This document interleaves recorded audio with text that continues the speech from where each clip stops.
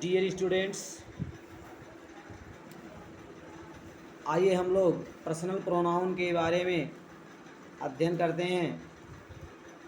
देखिए, personal pronoun जो है केस के अनुसार जो है चेंज होता रहता है। ठीक, केस के अनुसार।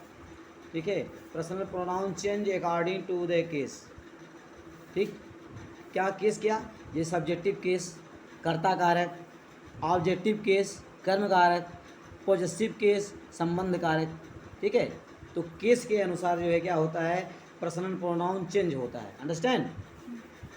पर्सनल प्रोनाउन चेंज परिवर्तित होता है according to the case, case के अनुसार परिवर्तित होता है। देखिए यहाँ पर चार्ट बनाया हुआ है। ठीक है, यहाँ लिखा है सब्जेक्टिव केस। ठीक है, यहाँ देखिए आई, ठीक है, आई लिखा है, यू लिखा है। आपको पता है आई फर्स्ट पर्सन का क्या है, फर्स्ट पर्सन का प्रोनाउन है, और यू सेकंड पर्सन का प्रोनाउन है, ही सी इट थर्ड पर्सन का प्रोनाउन है।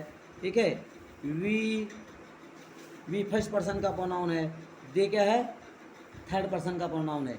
तो ध्यान दीजिएगा, इसमें आई जो है ये सब्जेक्टिव केस है, सब्जेक्ट के रूप में इसका प्रयोग होता है। जैसे I I teach you, I teach you मैं आपको पढ़ाता हूँ। I will go to school, मैं स्कूल जाऊँगा। ठीक है, तो इस तरह से आई क्या है, सब्जेक्टिव केस है, यू सब्जेक्टिव केस है। जैसे you are a good student, आप एक अच्छे विद्यार्थी हो। ठीक है, you are writing a letter. ठीक है, आप एक पत्र लिख रहे हो। इस तरह से यू मीन्स तुम या आप। ठीक है, तो यू क्या हो गया, सब्जेक्टिव केस, सब्जेक्ट के रूप में प्रयोग होता है, सब्जेक्ट के स्थान पर भी प्रयोग होता है। ही ऐसे ही है, he is a good boy. ठीक है, he is flying a kite. इस तरह से डियर स्टूडेंट आप समझ सकते हैं, I you he she it we they, ये सब क्या है, सब्जेक्टिव केस है, क्योंकि ये कर्ता कारक के रूप में प्रयोग होता है। ठीक, अब देखिए यहाँ लिखा है ऑब्जेक्टिव केस, ऑब्जेक्टिव केस कर्म कारक के रूप में। यहाँ देखिए कर्म कारक के रूप में प्रयोग होने वाले प्रोनाउन। ठीक है, मी, यहाँ पर मी देखिए, मी मीन्स मुझे। ठीक है, ऑब्जेक्टिव केस है। कैसे, please give me a glass of water.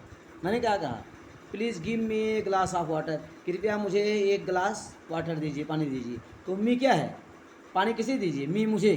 ठीक है, तो मी क्या है, ये ऑब्जेक्ट हो गया। क्या हो गया, ऑब्जेक्ट। तो मी ऑब्जेक्ट के रूप में कार्य कर रहा है यू। ठीक है,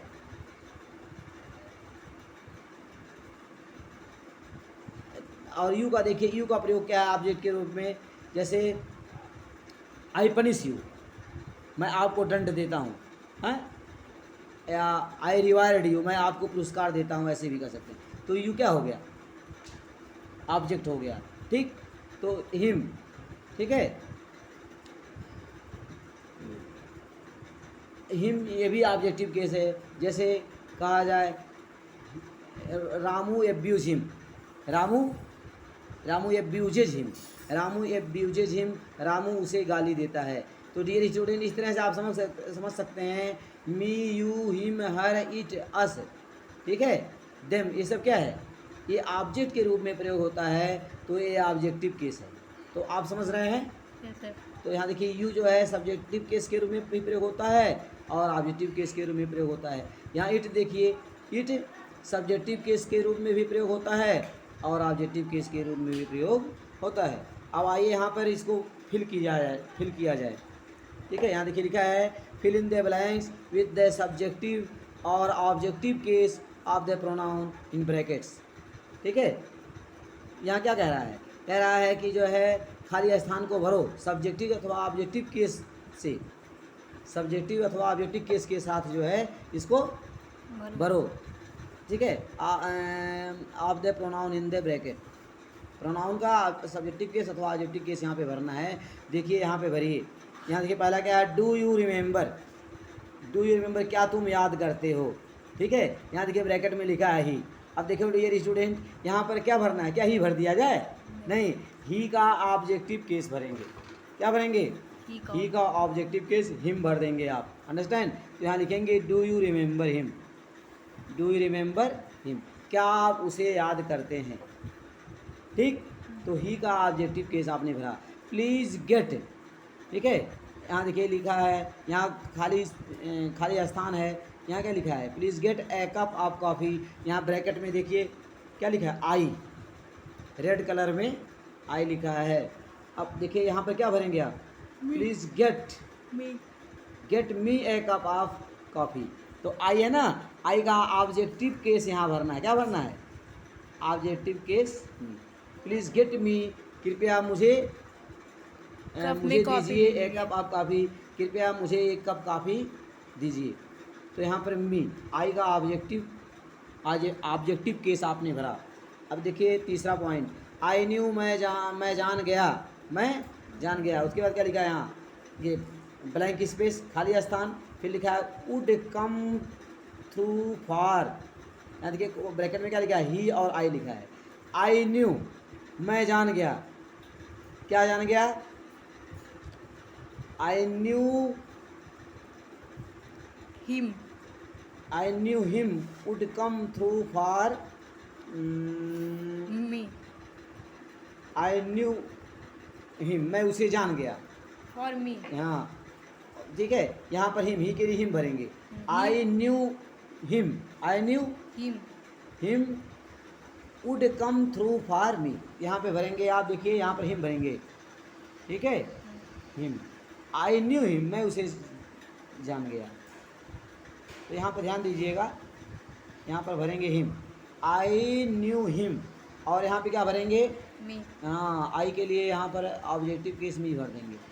तो इस तरह से डियर स्टूडेंट, इस तरह से आप भरेंगे, ठीक। यहाँ देखिए इट इज़, यहाँ देखिए blank space, who will take over from her, who will take over from her, it is, ठीक है, इट इज मी, हाँ। विल यहाँ टेक देखिए यहाँ भरना, आई का ऑब्जेक्टिव केस यहाँ पे भरना होगा, मी, इट इज़ मी, यह मैं हूँ, who will take over from her, ठीक है। तो यहाँ पर क्या भरेंगे, मी, आई का ऑब्जेक्टिव केस यहाँ भरना है मी, ठीक है। तो it is me, you must late, नहीं डियर स्टूडेंट, यहाँ रॉन्ग हो गया, यहाँ पे मी नहीं रहेगा, सब्जेक्टिव केस। यहाँ देखिए लिखा है सब्जेक्टिव केस अथवा ऑब्जेक्टिव केस भरिए, तो यहाँ पे रॉन्ग हो गया। इट इज़ आई, यह मैं हूँ, आई रहेगा, मी नहीं रहेगा। इट इज़ आई, यह मैं हूँ, ठीक है।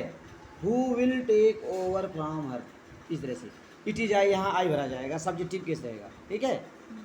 अगर आपसे पूछा जाए मैं हूँ का ट्रांसलेशन बताइए, तो आप क्या कहते हैं, कहते हैं आई एम, तो आई एम ये सही नहीं है। मैं हूँ का ट्रांसलेशन होगा इट इज़ आई, मैं हूँ का ट्रांसलेशन क्या होगा, इट इज़ आई, ऐसा होता है।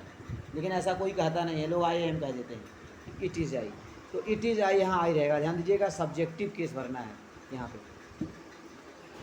You must let know of your decision, you must let, यहाँ देखिए लिखा है नो ऑफ योर डिसीजन।